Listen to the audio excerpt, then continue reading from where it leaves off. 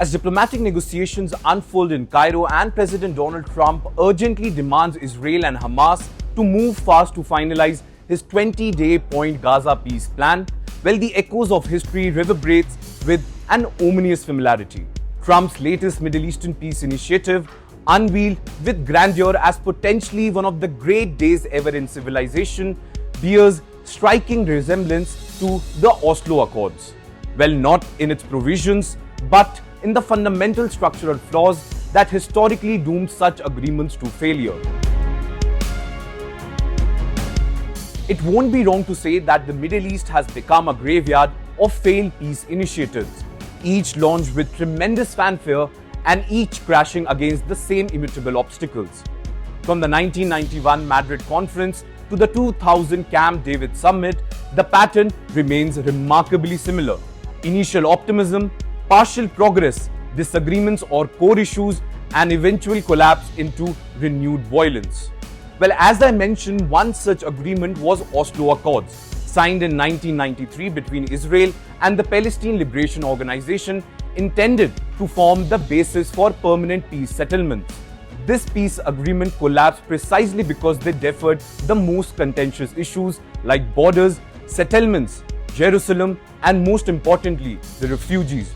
By design, Oslo created an interim framework that allowed both sides to interpret the agreements according to their own interests, while avoiding the hard compromises necessary for lasting peace.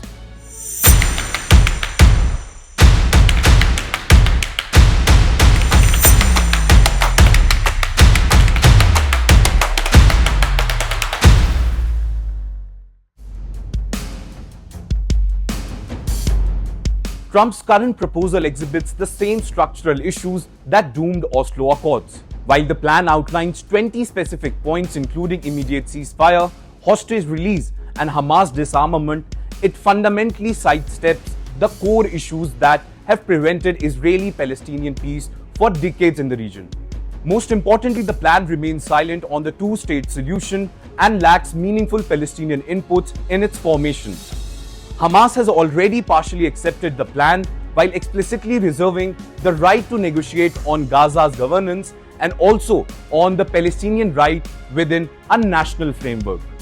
This mirrors exactly how Yasser Arafat, former president of the Palestinian National Authority, approached Oslo, accepting the framework while maintaining maximum position on core issues.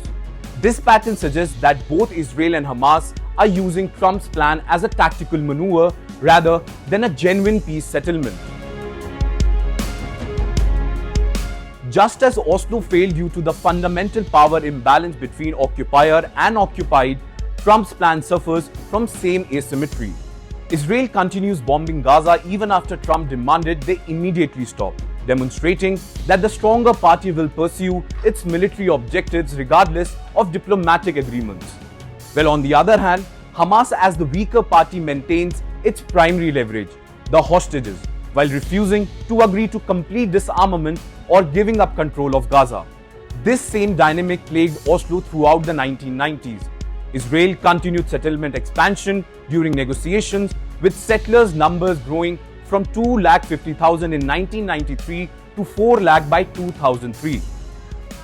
Palestinians feeling betrayed by continued Israeli action increasingly turned to violence as peace process failed to deliver tangible results.